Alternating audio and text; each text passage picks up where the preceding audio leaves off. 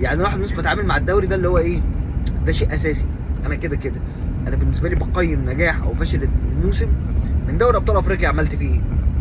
لكن السنه دي طبعا هي كبوه، يعني مش شئنا ام ابينا، هي كبوه في تاريخ النادي الاهلي، سنه كبيسه.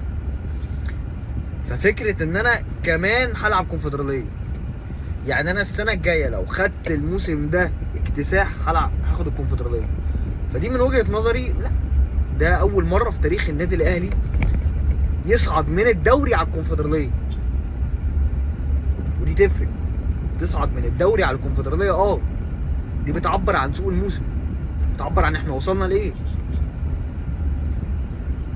وانا من وجهه نظري خلي بالكم، انا من الناس اللي هي انا بقبل التحفيل جدا، وشايف ان جمهور الزمالك حقه يحتفل، وما بحبش اقول الجمله بتاعت عندنا منه كتير. لا، لو عندنا منه كتير طب بنلعبه ليه؟ لو عندنا منه كتير طب احنا كجمهور بنشجع ليه؟ ما احنا كل حاجه عندنا منها كتير، احنا كل بطوله بنلعبها احنا البطل التاريخي بتاعها. كل بطوله في قاره افريقيا النادي الاهلي بيلعبها هو البطل التاريخي بتاعها. طب انا بلعب ليه؟ طب طالما هي كده بتتحسب كده انا بلعب ليه؟ لا، النادي الاهلي علمنا ان احنا ما يبقاش عندنا تشبع من البطولات. فان انت تيجي تقول لي عندنا منه كتير، دي بدايه الفشل، دي بدايه